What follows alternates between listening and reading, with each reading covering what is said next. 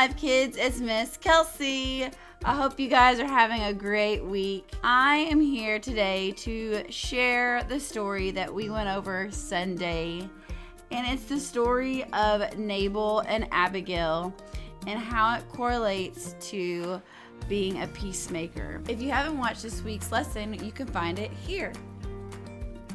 You can read with me in 1 Samuel 25, verse 1 says, "Now Samuel died, and all Israel gathered for his funeral. They buried him at his house in Ramah. Then David moved down to the wilderness of Maon. There was a wealthy man from Maon who owned property near the town of Carmel. He had 3,000 sheep and 1,000 goats, and it was sheep shearing time. This man's name was Nabal, and his wife was Abigail, was a sensible and beautiful woman. But Nabal, a descendant of Caleb, was crude and mean in all his dealings. When David heard that Nabal was shearing his sheep, he sent 10 of his young men to Carmel with the message from Nabal, 'Peace and prosperity to you and your family and everything you own. I am told that this is a sheep shearing time. While your shepherds stayed among us near Carmel, we never harmed them, and nothing was ever stolen from them. Ask your own men, and they will tell you this is true.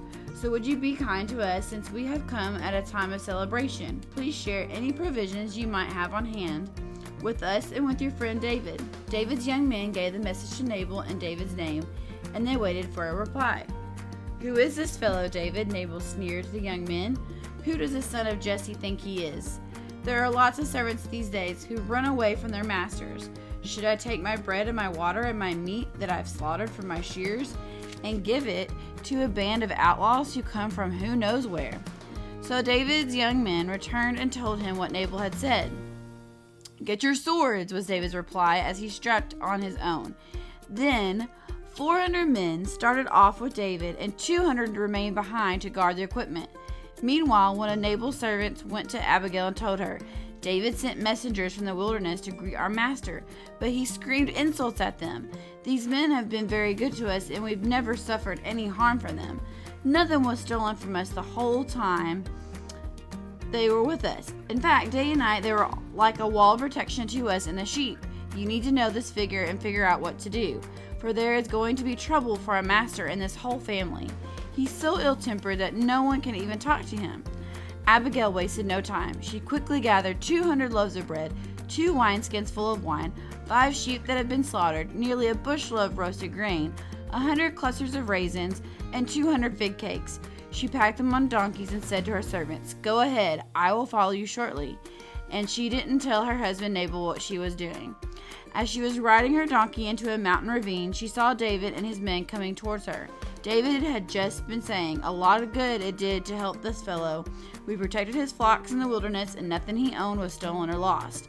But he repaid me evil for good. May God strike me and kill me if even one man of his household is still alive tomorrow morning.' Now this is where it gets good. When Abigail saw David, she quickly got off her donkey and bowed low before him. She fell at his feet and said, 'I accept all the blame in this matter, my lord. Please listen to what I have to say. I know Nabal is wicked and ill-tempered man, but please don't pay any attention to him. He is a fool, just as his name suggests. But I never even saw the young men you sent. Now, my lord, as surely as the Lord lives and yourself live, since the Lord has kept you from murdering and taking vengeance into your own hands, let all your enemies and those who try to harm you be as cursed as Nabal is. And here is a present that I, your servant, have brought to you and your young men. Please forgive me if I have offended you in any way. The Lord will surely reward you with a long-lasting dynasty, for you are fighting the Lord's battles, and you have not done wrong throughout your entire life. Even when you are chased by those who seek to kill you, your life is safe in the care of the Lord, your God, secure in his treasure pouch. But the lives of your enemies will disappear like stones shot from a sling.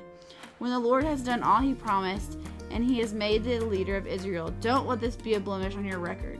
Then your conscience won't have to bear the staggering burden of needless bloodshed and vengeance. And when the Lord has done great things for you, please remember me, your servant.' David replied to Abigail, 'Praise the Lord, the God of Israel, who has sent you to me today. Thank God for your good sense. Bless you for keeping me from murder and from carrying out vengeance with my own hands.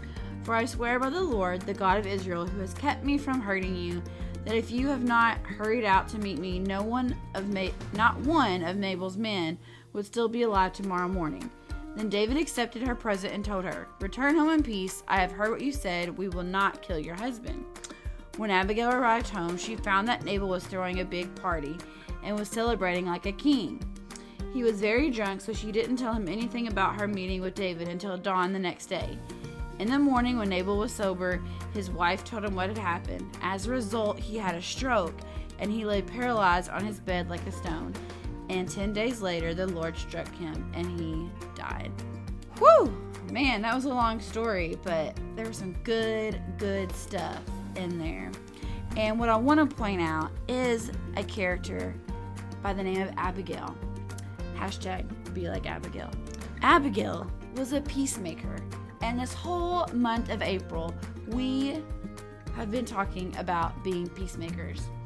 And that in an argument that we could be the solution and that we can help our friends, our family members, anybody that we come in contact with when we see a problem arise, we can help them find a solution and be a peacemaker. And that's exactly what Abigail did in this story about her husband Nabal and his fight with David. We all know David as a king, but in this story, he's not quite yet the king.